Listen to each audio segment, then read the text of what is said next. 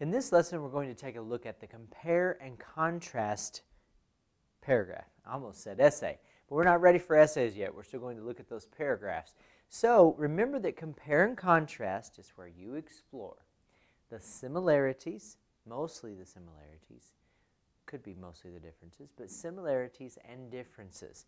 Depending on the topic, it's going to depend on what it is that you're writing about. You may have more similarities than differences, or you may have more differences than similarities. Either way, it's okay. You do not have to have an equal number of each. But in the context of a compare and contrast paragraph, typically what you can do is describe item number 1 and describe item number 2 as your two details, and then you have compared them. You have talked about the differences and the similarities without saying they are alike in this way, they are different in this way. Because as you get into more formal writing in secondary school, you want to make sure that you're not being so specific, because you want the reader to be able to reader to be able to infer what it is that you're trying to say. So there are some things that are said without being said. You understand what I mean? So that's what we're going to look at today. So the first thing we'll do is make a plan, obviously, but let's take a look at my prompt. Weather affects almost every part of our life. Compare rainy days to sunny days. So basically what I'm going to do is implore a little bit of descriptions to compare the rainy days to sunny days.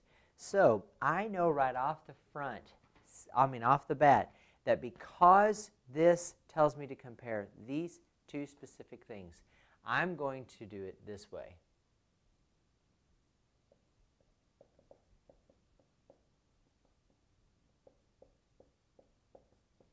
Now this will make it very easy because I'm doing a paragraph. Remember, if you are writing an essay, this would be different. But since it's a paragraph, it's a small piece of writing, you're going to, typically you'll do it in this way. If you did not want to do it this way, the other option would be for detail number 1 to be the similarities, detail number 2 to be the differences.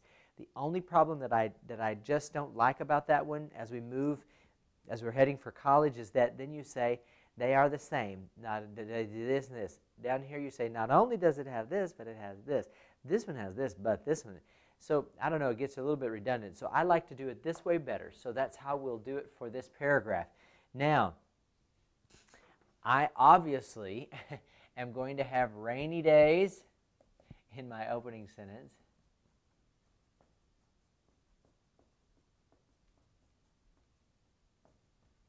Because they are mostly different. And think about it. If I were to say they're both a 12-hour period, they both fall within a certain range of time,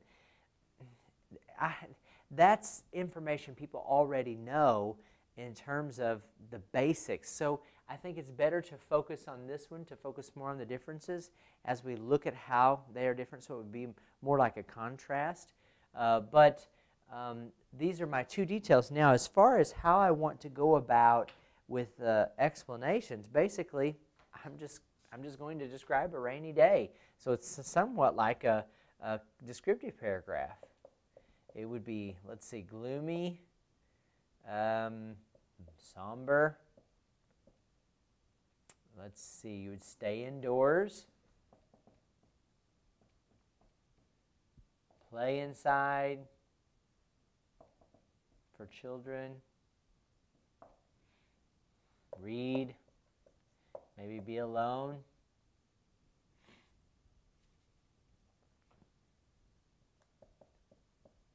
And then my example for sunny days, well, obviously it would be bright, cheery, outside,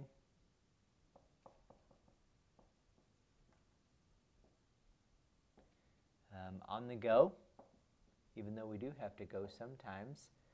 Oh, smile. Just makes you smile. So it's pretty easy, pretty basic here.